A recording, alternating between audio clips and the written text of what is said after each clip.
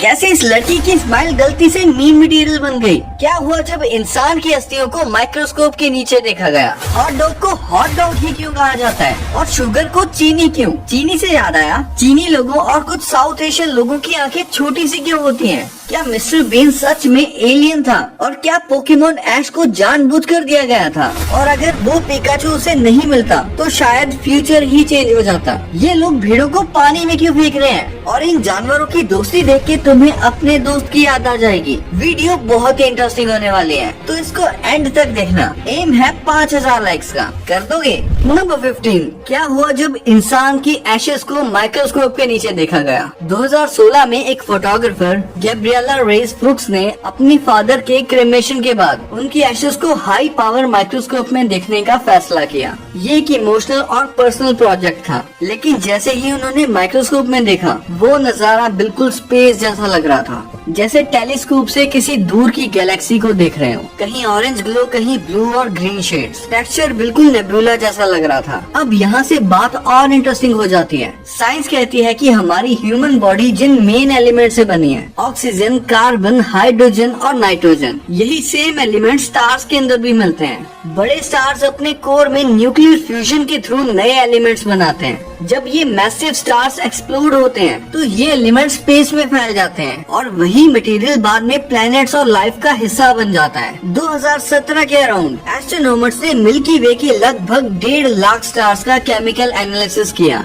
उन्होंने पाया कि उन स्टार्स में कार्बन, ऑक्सीजन, नाइट्रोजन और आयरन जैसे एलिमेंट्स कॉमन है, बिल्कुल वही जो ह्यूमन बॉडी में भी मिलते हैं। तो इसका मतलब हम और तारे अलग चीज नहीं है। जो एलिमेंट्स कभी किसी स्टार के अंदर बने थे, वही आज हमारी ह्यूमन बॉडी का हिस्सा है। सो टेक्निकली हम सब स्टार डस्ट से बने हैं। नंबर 14, लगभग 3000 साल पहले इंडिया में लोग गन्ने से गुड़ बना रहे थे। बाद में अराउंड फर्स्ट मिलेनियम BCE के आसपास इंडियंस ने गन्ने के रस को प्रोसेस करके सॉलिड शुगर बनाना भी शुरू कर दिया था। संस्कृत में इसे शर्करा कहा जाता था, जिसका मतलब होता है छोटे दाने या क्रिस्टल्स। बाद में व्यापार के थ्रू ये टेक्निक पर्शिया पहुंची, जहां इसे शक्कर बोला गया।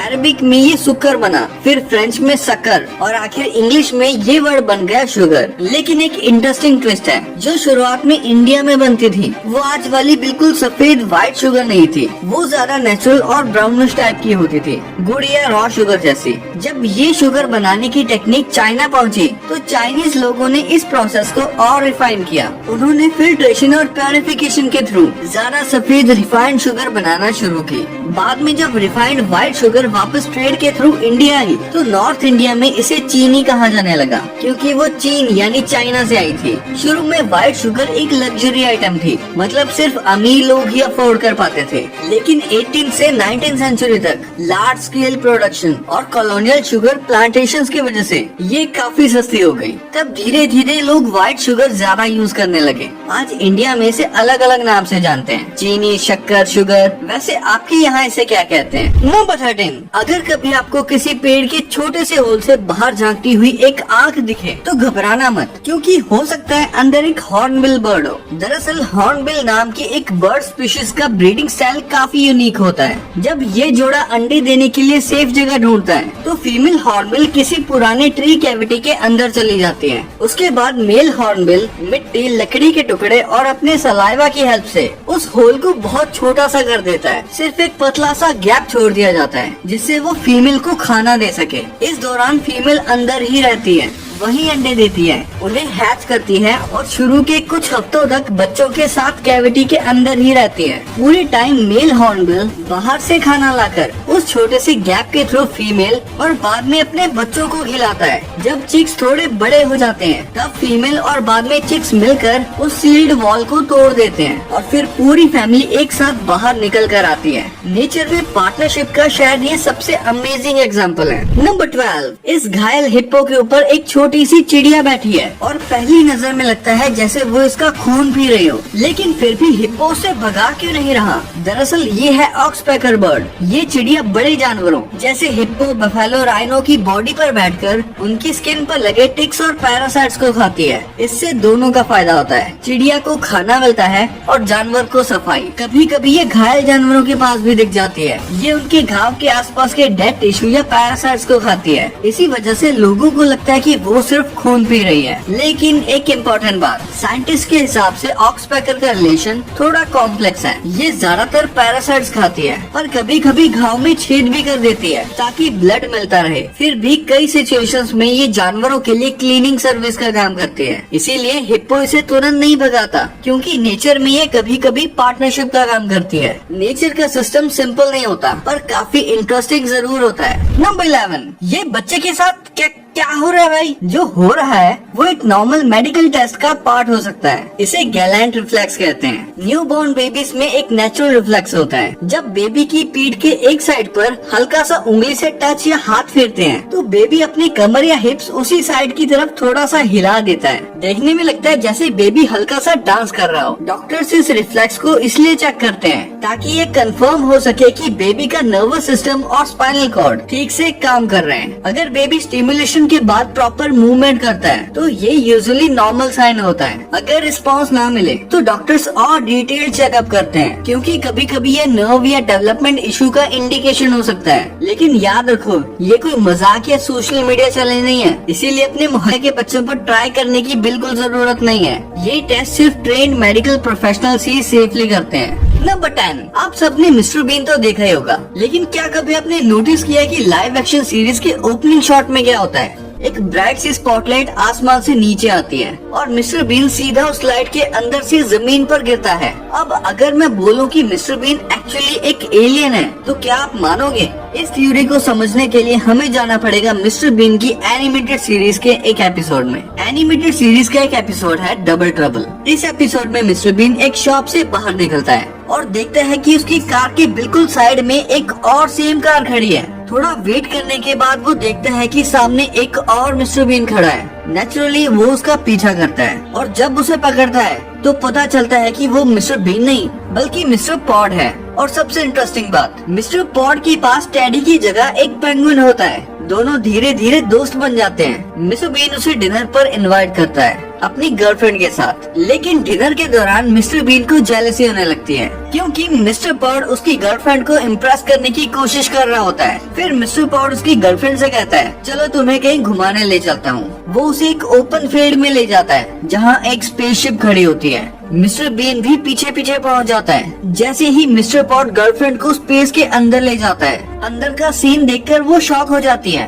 क्योंकि वहाँ बहुत सारे मिस्टर बीन होते हैं। बस एक डिफरेंस होता है, हर एक के पास अलग अलग सॉफ्टवेयर होते हैं। ये देखकर मिस्टर बीन भी स्पेसशिप के अंदर घुस जाता है और स्पेसशिप उड़ने लगती है। और फिर जो होता है वो माइंड ब्लोइंग है। वो सारे मिस्टर बीन मिलकर ओरिजिनल मिस्टर बीन को स्पेसशिप से नीचे फेंक देते हैं और वो स्पॉटलाइट के थ्रू सीधा जमीन पर गिरता है, बिल्कुल वैसे ही जैसे लाइव एक्शन सीरीज के ओपनिंग सीन में गिरता है। तो अब क्या मिस्टर बीन एक एलियन रेस का हिस्सा है या फिर ये सिर्फ एक फनी कार्टून ट्विस्ट था? सच क्या है ये तो शायद मिस्टर बीन ही जानता है या उसके मेकर्स। नंबर 9, बचपन में पोकेमोन तो हम सबने देखा है, लेकिन अगर मैं आपको बताऊं कि ऐश को पिकाचू गलती से नहीं मिला था बल्कि जानबूझकर दिया गया था, और अगर वो पिकाचू उसे नहीं मिलता तो शायद फ्यूचर ही चेंज हो जाता। तो ध्यान से सुनो, पोकेमोन के फर्स्ट एपिसोड में ऐश लेट हो जाता है प्रोफेसर ओक की लैब पहुँचने में। तब तक चारमेंडर, बुलबासौर और स्क्विर्टल किसी और ट्रेनर को मिल चुके होते हैं। ऐश फ्रस्ट्रेटेड होता है और तब प्रोफेसर ओक कहते हैं अब सिर्फ एक पोकेमोन बचा है, पिकाचू। और यहीं से शुरू होती है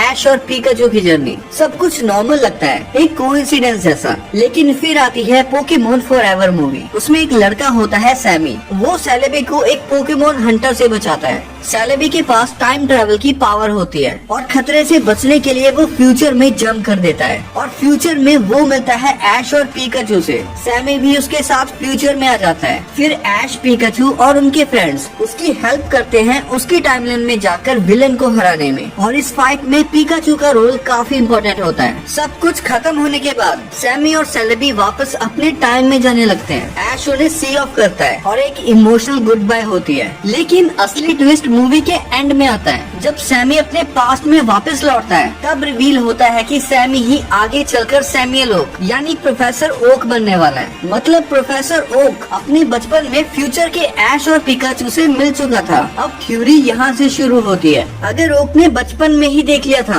कि फ्यूचर में ऐश और उसका पिकाचू कितना इम्पोर्टेंट होने वाला है, तो क्या ये पॉसिबल है कि बड़े होकर उसने जानबूझकर इंश्योर किया हो कि ऐश को वही पिकाचू मिले। हालांकि एनिमे या मूवी में कभी ऑफिशियली नहीं बताया गया कि ओक ने फ्यूचर को प्लान किया था, लेकिन पोकेमोन की दुनिया में टाइम ट्रैवल एग्जिस्ट करता है और ओक फ्यूचर के ऐश से मिल चुका था। तो क्या पिकाचू सच में लास्ट ऑप्शन था या फिर वही सही ऑप्शन था? क्या ये डेस्टिनी थी या एक परफेक्ट टाइम लूप? नंबर 8, कभी सोचा है चाइनीज, जापानीज, कोरियन, नेपाली और दूसरे ईस्ट एशियन लोगों की आंखें हमें थोड़ी छोटी सी क्यों लगती हैं? सबसे पहले एक मिथ को दूर करते हैं। उनकी आंखों का एक्चुअल साइज बिल्कुल नॉर्मल होता है, क्योंकि आईबॉल का साइज लगभग सब ह्यूमंस में ऑलमोस्ट सेम ही होता है। पर फिर इनकी आंखें छोटी क्यों लगती हैं? डिफरेंस आता है आईलिड्स की शेप से। काफी ईस्ट एशियन, मंगोलियन और हिमालयन रीजन्स के लोगों में मोनोलिड होती है, मतलब उनकी अपर आईलेट पर वो विजिबल क्रीज नहीं होती जो कई दूसरे लोगों में दिखती है। इस वजह से उनकी आईलेट फ्लैट लगती है और आंख थोड़ी छोटी दिखने लगती है। साथ ही आंख के इनर कॉर्नर पर एक नेचुरल स्किन फोल्ड होती है जिसे एपिकेंथिक फोल्ड कहते हैं। ये फोल्ड आंख के इनर पार्ट को थोड़ा कवर करता है, जिस वजह से आंखें हमें विजुअली छोटी लग सकती है। लेकिन रियलिटी सिंपल है, ये साइज का डिफरेंस नहीं है, सिर्फ शेप का डिफरेंस है। अब सवाल आता है, ये फीचर डेवलप क्यों हुआ? साइंटिस्ट के अकॉर्डिंग हजारों साल पहले जो रीजन्स बहुत ठंडे, विंडी और स्नोई थे, वहाँ रहने वाले लोगों की बॉडी एनवायरनमेंट के हिसाब से अडेप्ट हो गई। ये एक्स्ट्रा फोल्ड आंखों को ठंडी हवा, डस्ट और स्नो ग्लेयर से प्रोटेक्ट करने में हेल्प करता होगा। टाइम के साथ ये जेनेटिक ट्रेट्स जनरेशंस में कॉमन होते गए। और एक इम्पोर्टेंट बात, ये सिर्फ ईस्ट एशिया तक लिमिटेड नहीं है। कुछ south east Asians, native American और दुनिया के दूसरे ग्रुप्स में भी ये फीचर मिल सकता है। बात सिंपल सी है, ये कोई छोटे बड़े का सीन नहीं है, ये नेचुरल जेनेटिक वेरिएशन है। बिल्कुल वैसे ही जैसे स्किन कलर, हेयर टाइप या फेस शेप अलग अलग होते हैं, क्योंकि ह्यूमन बॉडी एनवायरनमेंट के हिसाब से इवॉल्व होती आई है। बस इतनी सी साइंस है। नंबर 7, ये वीडियो देखकर ऐसे लग रहा है जैसे लोग बेचारी भेड़ों को जबरदस्ती समुद्र में फेंक रहे हों, लेकिन ऐसा क्यों किया जाता है? दरअसल भेड़ की वूल में अक्सर पैरासाइट्स, टिक्स और लाइस चिपक जाते हैं और अगर इन्हें रिमूव ना किया जाए तो भेड़ बीमार भी हो सकती है। इसीलिए कई जगह फार्मर्स एक प्रोसेस यूज करते हैं जिसे शीप डिपिंग कहते हैं। इसमें भेड़ को स्पेशली बनाए गए केमिकल सोल्यूशन या मेडिकेटेड पानी में कुछ सेकेंड्स के लिए डुबकी लगवाई जाती है ताकि उनकी बॉडी पर लगे पैरासाइट्स मर जाएं। कुछ कोस्टल एरियाज में लोग उन्हें समंदर के पानी से भी गुजार देते हैं, क्योंकि सॉल्ट वाटर थोड़े बहुत पैरासाइट्स कम कर सकता है। आजकल ज्यादातर जगह कंट्रोल्ड मेडिकेटेड टिप्स या इंजेक्शंस यूज किए जाते हैं जो ज्यादा सेफ और इफेक्टिव होते हैं। तो जो दिख रहा है वो कोई जुल्म नहीं कर रहे, बल्कि उनकी हेल्थ को प्रोटेक्ट करने का एक तरीका हो सकता है। नंबर 6, क्या आपको पता है कि रेवन और भेड़िया दोनों मिलकर फुल सेटिंग के साथ काम करते हैं? नेचर में कई जगह देखा गया है कि जब रेवन को कहीं शिकार या कोई डेड जानवर मिलता है तो वो तुरंत आवाज लगा देता है, जैसे भेड़िया को बोल रहा हो, भाई इधर आ, माल मिल गया। वुल्व्स यानी भेड़िए स्ट्रॉन्ग होते हैं, लेकिन जंगल में खाना ढूंढना इतना आसान भी नहीं होता। रेवन उन्हें खाने की एग्जैक्ट लोकेशन तक गाइड कर देता है, फिर भेड़िया लोकेशन पर जाकर शिकार करता है या शिकार की लाश को फाड़ कर खाने लायक बना देता है। और जब भेड़िया अपना पेट भर लेता है तो जो बचा हुआ मीट होता है वो रेवन के लिए फ्री का बफे बन जाता है। मतलब एक ने दिमाग लगाया और दूसरे ने ताकत, दोनों का पेट सेट। ये नेचर का सिस्टम है जिसे म्यूचुअलिज्म कहते हैं, जहाँ दोनों का फायदा होता है। आर्कटिक और नॉर्थ अमेरिका के रीजन्स में ये पार्टनरशिप कई सालों से देखी जा रही है। सच में जंगल में भी नेटवर्किंग काफी स्ट्रॉन्ग होती है। नंबर 5, अच्छा एक बात बताऊं, जब उल्लुओं का एक ग्रुप एक साथ बैठता है तो उसे पार्लियामेंट कहते हैं। भाई सच में, चाहे तो गूगल कर लो, a group of owls is called a parliament. पता है क्यों? पुराने जमाने में आउल को विजडम का सिंबल माना जाता था, यानी ज्ञान और समझदारी का प्रतीक। और पार्लियामेंट भी वही जगह होती है जहाँ देश के समझदार नेता लोग बैठकर फैसले लेते हैं और हमारे लिए कानून बनाते हैं। इसी सिमिलैरिटी की वजह से आउल्स के ग्रुप को भी पार्लियामेंट कहा जाने लगा। अब ये कोई कोइंसिडेंस या हिडन सरकाज़म? वैसे क्या आपको पता था ये? नंबर 4, ये है जंगल का बदमाश कैपिबारा, जिसका उठना बैठना मगरमच्छ के साथ होता है। और इसकी मजाल तो देखो, मगरमच्छ को ही अपनी टैक्सी बना के घूमता है। ऐसे लग रहा है दोनों पक्के यारों, पर क्या सच में ऐसा है? कैपिबारा वैसे काम और सोशल एनिमल होता है। ये कई स्पीशीज के साथ पीसफुली रह लेता है, लेकिन क्रोकोडाइल वो जंगल की सबसे पावरफुल प्रेडेटर्स में से एक है। उसके लिए नॉर्मली हर मूविंग चीज पोटेंशियल फूड होती है। तो फिर ये कैपिबारा सेफ कैसे रहता है? रीजन है टाइमिंग। जब क्रोकोडाइल ने अभी अभी पेट भर के खाना खाया होता है, तब वो अननेसेसरी एनर्जी वेस्ट नहीं करता। उस वक्त वो रिलेटिवली काम रहता है। मतलब ये दोस्ती कम और मैं अभी भूखा नहीं हूँ वाला सीन ज्यादा होता है, क्योंकि क्रोकोडाइल के लिए जंगल में प्यार या फ्रेंडशिप का कोई कंसेप्ट नहीं है, बस सर्वाइवल और भूख। और कैपिबारा ये बस सही वक्त पे सही जगह रहना जानता है और कुछ नहीं है। नंबर 3, चीमा भाई ने ये गाना शायद जेम्स बॉन्ड के लिए गाया था।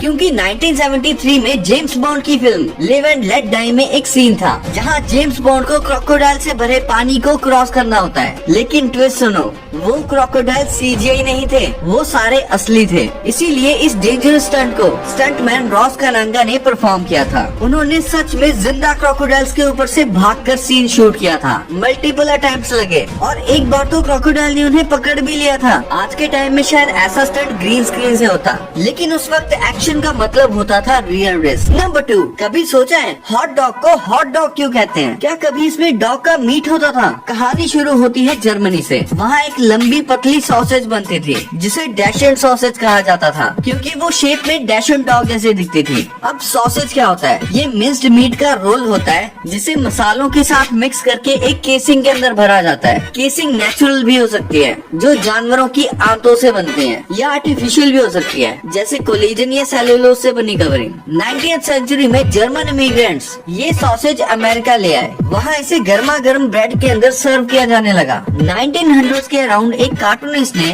बेसबॉल मैच में ये सैंडविच देखा। उसे डैशन स्पेल करना थोड़ा मुश्किल लगा, तो उसने मजाक में लिख दिया हॉट डॉग। उसी टाइम अमेरिका में स्ट्रीट फूड को लेकर कई अफवाहें चल रही थी कि शायद सॉसेज में डॉग मीट हो। ये मोस्टली जोक्स और सटायर थे, लेकिन नाम और पॉपुलर हो गया और बस हॉट डॉग फेमस हो गया। इसमें कोई डॉग का मीट नहीं होता। नंबर 1, ये लड़की गलती से मीम मटेरियल बन गई थी। इसका नाम है जोरॉथ, लेकिन इंटरनेट इसे जानता है डिजास्टर गर्ल के नाम से। स्टोरी स्टार्ट होती है 2005 में। जो सिर्फ 5 साल की थी। एक नॉर्मल दिन था, वो अपने भाई और पेरेंट्स के साथ घर पर टीवी देख रही थी। तभी अचानक से फायर सायरन्स की आवाज आई। सब लोग बाहर निकले और 2 ब्लॉक्स दूर तक एक घर जलता हुआ दिखा। जो के डैड ने नया नया कैमरा खरीदा था, तो उन्होंने फोटोज लेना स्टार्ट कर दिया। सबको लगा कोई रियल इमरजेंसी है, लेकिन बाद में पता चला वो एक्चुअल एक्सीडेंट नहीं था, वो एक टेस्ट बर्न था। उस घर के ओनर्स ने फायर डिपार्टमेंट को ट्रेनिंग के लिए घर डोनेट किया था। तब जो को ये सब पता नहीं था,